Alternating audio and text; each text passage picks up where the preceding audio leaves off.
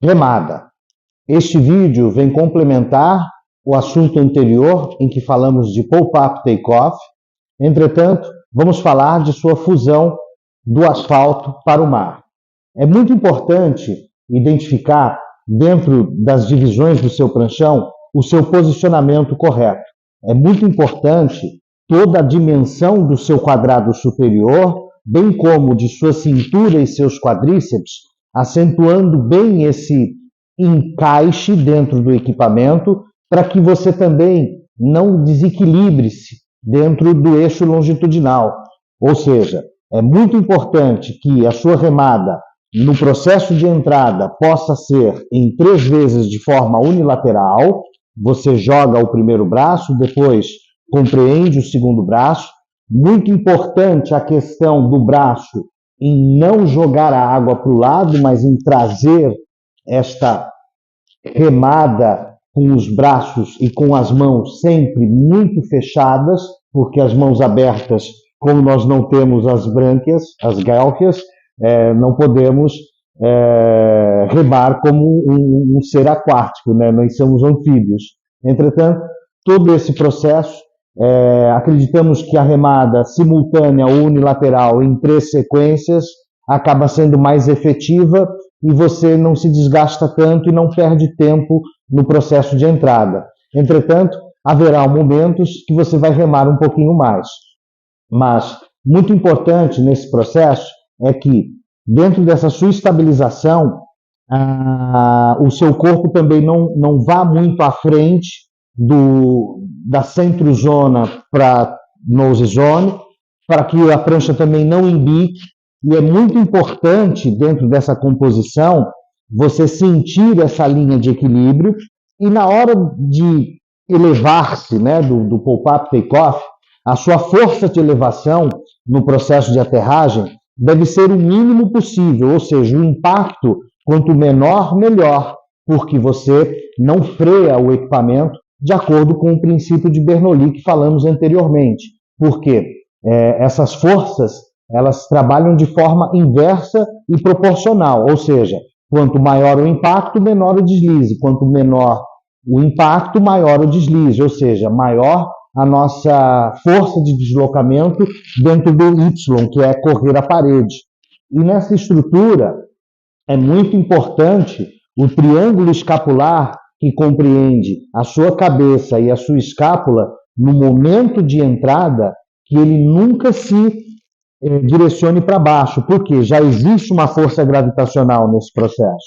Então, a sua força elevatória, combinada aos movimentos ensaiados dentro do processo de base que já relatamos anteriormente, farão com que você proporcione, dentro do processo de energia da onda, direcionar-se para a esquerda ou direcionar-se para a direita.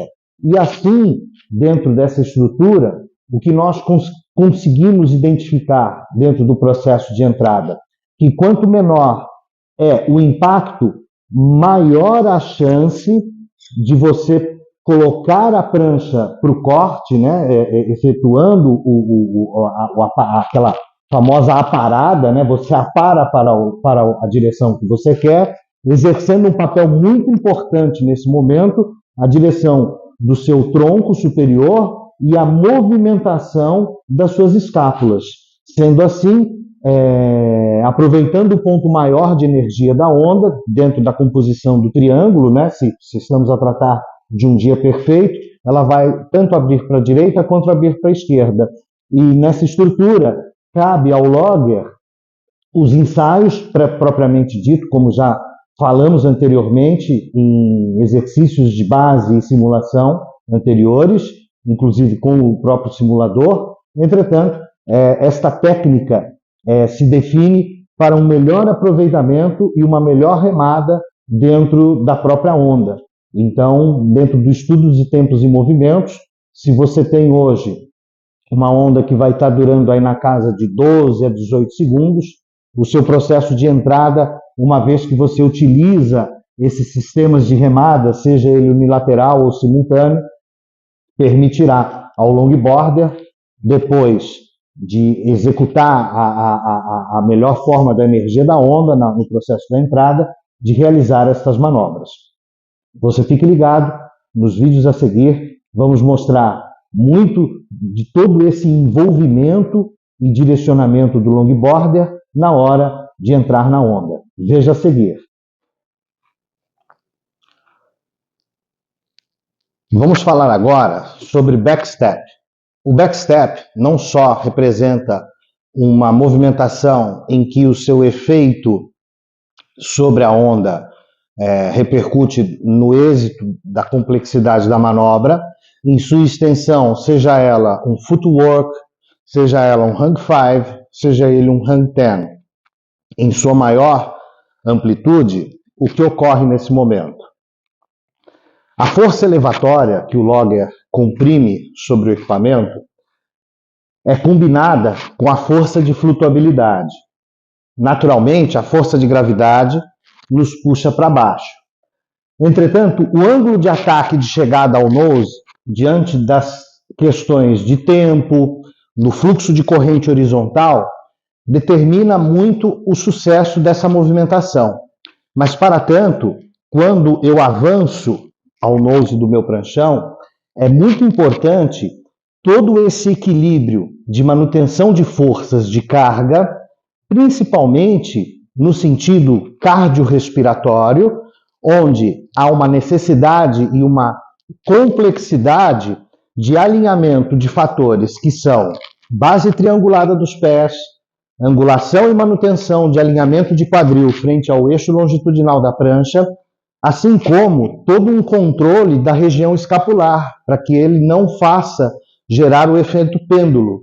O que seria o efeito pêndulo? O efeito pêndulo não só é como nossa cabeça tende a ser a parte mais pesada do corpo, ela tende a ser, de alguma maneira, um movimento detrator. Então é muito importante que esse controle escapular o mantenha de forma equilibrada e de forma horizontal, mantendo um eixo de longitude, ou seja, mantendo o fluxo de corrente horizontal. E lembrando que a relação inversa entre pressão e velocidade é o que faz a dinâmica desse movimento ser perfeita. Entretanto, a manutenção dos movimentos dos quadríceps inferiores assumem grande responsabilidade no controle do quadril.